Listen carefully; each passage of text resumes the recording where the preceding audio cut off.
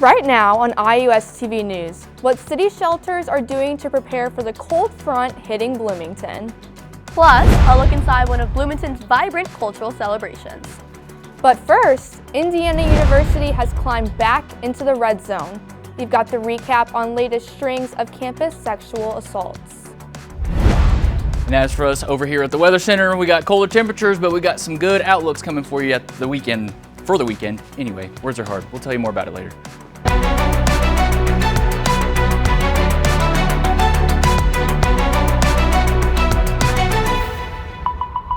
We start IUSTV News just 11 days away from exiting the red zone. Thanks for joining us. I'm Audrey Lash. And I'm Maya Monsalve. The red zone is a period from the start of the semester until Thanksgiving break, where students are most at risk for sexual assault. So far this semester, IUPD has received 24 reports of sexual violence, including assault, rape, and sexual battery. That's right, but just because we're almost out of the red zone doesn't mean these incidents still won't happen. Our Mara Nicholson is standing by right now with how you can report sexual crimes if you become a victim. That's right, guys. We try to be prepared for everything. Whether it's by collecting materials or conducting research beforehand, feeling prepared is a mental safety net. However, it's not always an option in every situation, especially when it comes to moments that happen without warning. As we mentioned, we are now out of the red zone, but sexual assaults don't stop there. If you find yourself being a victim of a violent situation, here's how to report it. First, as hard as it may be, try not to change anything about the crime scene or your current state. Don't bathe or shower, don't use the toilet, don't change clothes, do not comb your hair, don't clean up the place where the incident occurred, and do not move items the other person touched. All of this will provide better evidence for officials when creating the lawsuit. Then get authorities involved. You can do it through campus police or local law enforcement, the IU student conduct system, or your campus deputy sexual misconduct coordinator. The report doesn't have to happen right away, but you are encouraged to take care of yourself by seeking medical attention if needed. IU prides itself on keeping your privacy and will only release information to others on a need-to-know basis. If you are feeling uncomfortable while walking around campus, our blue lights are also there to ensure safety and will be answered within minutes. I felt kind of nervous and scared due to the fact that I live here. If it's now happening where I am, where is it happening else and people that I know? Although no one wants this to happen to them, IU is there to provide support if it does. Just be sure to report it and get the closure you deserve. For IUSTV, I'm Mara Nicholson. A man is behind bars tonight after pointing a gun at someone on I-69. 33-year-old Jonathan Gibson was arrested after reportedly swerving between lanes and pointing a gun at another driver. The incident happened along northbound I-69 near the 125-mile marker in Bloomington earlier this week. No serious injuries were reported, and police are still identifying everyone involved. Gibson faces a preliminary charge of pointing a firearm, a level 6 felony under Indiana law. A Bloomington man is facing 6 felony charges after police say he sold drugs to undercover officers. Antonio Davis was arrested after weeks of investigation and controlled drug buys. The 48-year-old has been charged with possession of a firearm and dealing meth and cocaine. Detectives say Davis organized drug sales on his girlfriend's phone. Officers found drugs, cash, and a handgun during the search of his room at the Quality Inn and apartment on South P. Ellis Drive. Davis remains presumed innocent as the case moves through the Monroe Circuit Court. Okay, so the leaves have been turning so Beautiful, pretty. I absolutely. love driving through and seeing all of the fall changing. foliage. Yeah. Yes. But I was loving it until I woke up and it was snowing. Yeah, it was Y'all didn't really like it? crazy. Y'all didn't like it? No, snow? I mean, Come on now. I love snow The during first one of the year. You got to have a little excitement about it. But as for our temperatures here during the day, we're going to have temperatures mostly in the lower 40s as for our current temperatures. For our overnight temperatures, we got temperatures in the low 40s, getting into the upper 30s by the time we get to 3 a.m. As for your morning walk, though, temperatures in the upper 60s, but that sun shining, hopefully getting some of those solar rays to really warm you up as you have to go walk the pretty little Nimbus dog, my personal dog, through a dog walk. Anyway, now that I'm done stumbling, we're going to tell you what's coming up after this. We got temperatures climbing the ladder throughout the week, your game day forecast, and your 7-day. We'll tell you more about it coming up. All right, thanks, Quentin. We'll check back with you later. We now turn to an update with the ongoing conflict between the Indiana Daily Student and the IU Media School. The IU Media Task Force for Editorial Independence and Sustainability is now fully formed. In a report from the Media School, a group of 19 students, alumni, staff, and external experts will form the group. Their task? Find a compromise for the intersectional between the editorial and business operations in IU student media groups. The editors-in-chief of the IDS, the WIUX station manager, and the IUSTV executive director, Lainey Pitts, will be the student voices on the force.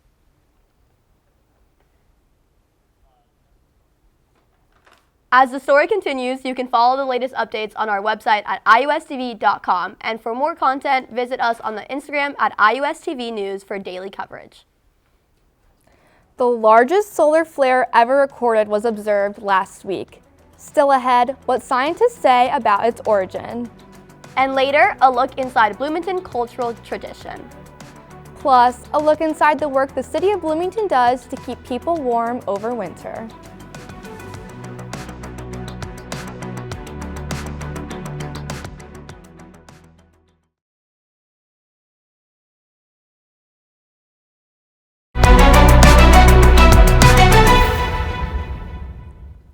Welcome back, everyone.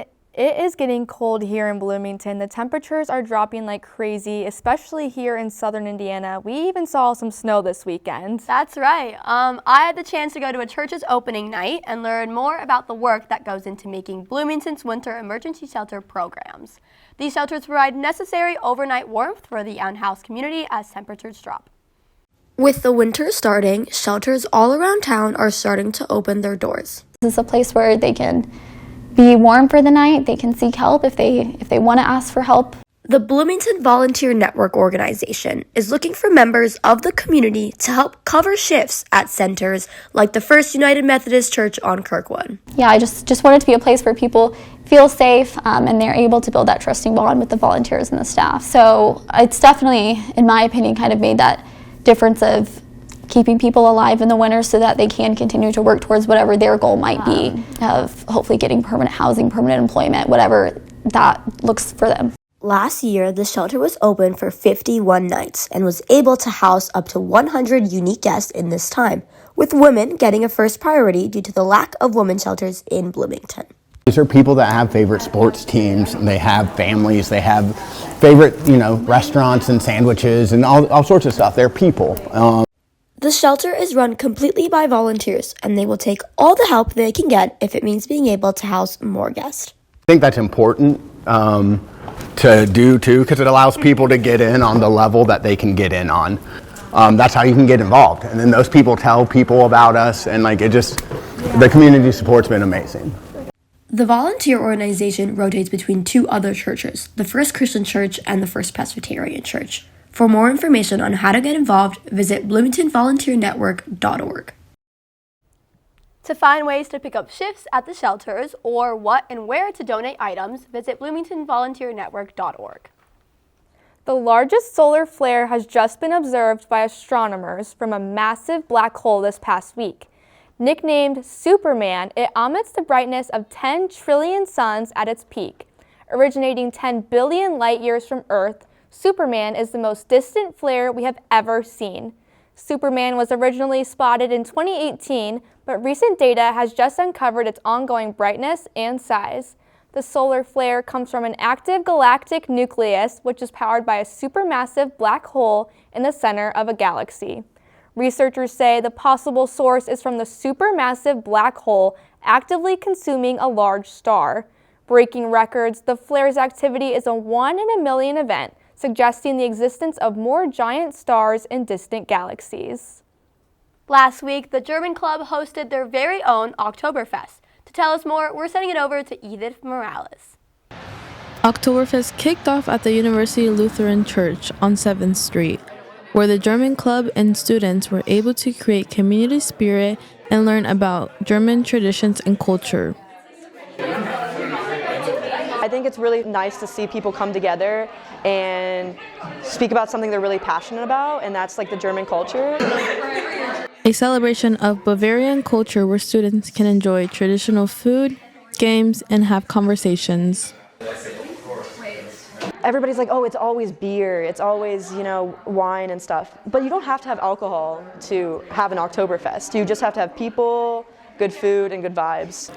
Oktoberfest is a large annual German beer festival in Munich that began in 1810 to celebrate a royal wedding of Crown Prince Ludwig and Princess Therese of Bavaria. While beer is a central part of the festival, the event also highlights traditions and a chance for locals and tourists to come together in a festive atmosphere.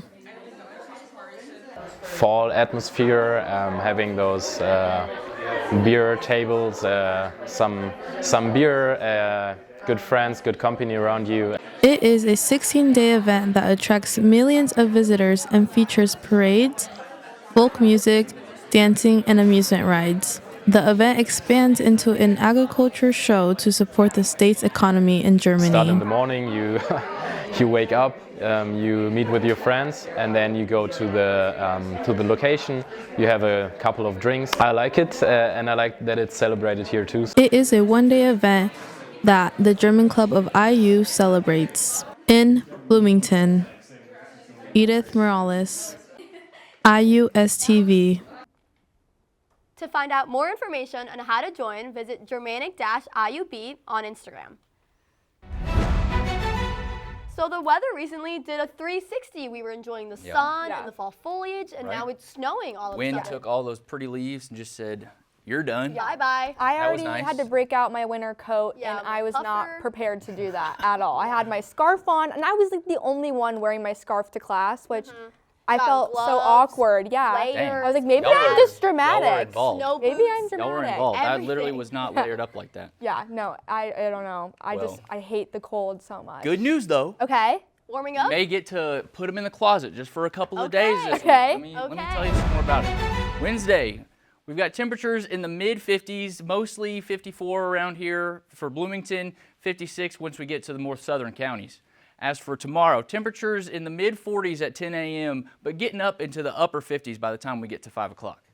As for Thursday's highs, we'll see those temperatures again. We're climbing that ladder. But hey, 56 is better than, what did we have? What was it? 54. That's 2 temperatures. That's a good thing. Anyway, as for our IU versus Wisconsin game at noon at Memorial Stadium, pumped is an understatement. But anyway, 9 o'clock, 3 hours before games start, temperatures at 59, a pretty cloudy day. But I think if those clouds clear enough, we might get to 70 degrees by the time we get to the game end. So, a fairly decent day, drink water, stay hydrated. But anyway, super pumped for that game. As for our outlook, we got rain chances on Friday at 20%, and then Saturday, those rain chances will clear out. There may be a chance for a stray shower around us, but again, temperatures hopefully getting up to Saturday, pick of the week, delicious weather. And then Sunday and Monday, those rain chances come back, getting into the 60s on Sunday and then down into the 50s on Monday.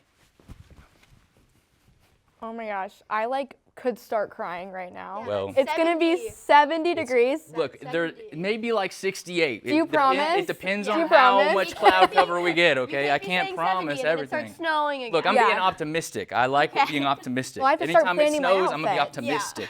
As much inches with snow as we can get. Love snow. Oh my gosh. All right, well, thanks, Quinn. Of course. Thank you. Next in sports, Indiana football survives a thriller in State College. Plus, Indiana basketball dominates Marquette. Carson Beeman is in with the latest scores and highlights.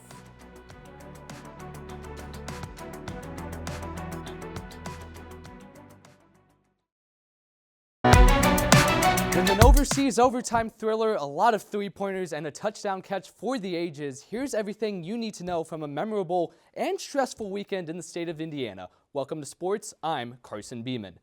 Coach DeVries and his Indiana squad begin their basketball season this week. In a season opener, they defeated Alabama A&M 98-51, the 47-point margin of victory being the biggest win by an Indiana coach in their debut. The New Look Hoosiers then took on Marquette in Chicago on Sunday. Tucker DeVries, more like Tucker DeThrees, with a team high 6 for 9 from the three-point. The team shooting 50% from beyond the arc en route to a 100-77 win against the Golden Eagles. The boys are back in town this Wednesday versus Milwaukee. The Colts said Guten Tag this week as they traveled to Berlin to play against the Atlanta Falcons. Indy welcomed the debut of star cornerback Sauce Gardner. In a season full of great performances, Jonathan Taylor improved his MVP candidacy with a 244-yard, 3-touchdown performance. This includes an NFL season-high 83-yard rush. The Colts will enjoy their week off as they head into their bye week. Hoosier football was back in action this weekend. In a season full of firsts, they were trying to do something for the first time: win at Penn State. This takes us to the fourth quarter in a game where IU was in control. Penn State was able to put up 14 points late with just 2 minutes left on the clock. Then strikes Fernando Mendoza in this Hoosier offense, going 80 yards in just a minute and 15 seconds. Omar Cooper Jr. is the hero with one of the best touchdowns you'll see, toe-tapping in the back of the end zone, winning it for Indiana. The Hoosiers move on to 10-0 and turn their focus to Wisconsin on Senior Day next week. With more on Hoosier football this season, IUSTV's Dylan Dryman has the story. Memorial Stadium looked like this just 2 years ago, leading to... The school announced today that it has parted ways with Tom Allen. The announcement comes a day after the Hoosiers' 35-31 loss to Purdue. A hire to revamp the program, resulting in Kurt Signetti oozing with confidence like Hoosiers have never seen before. Yeah, it's pretty simple. I win. Google me. It took just one email for the fans to come.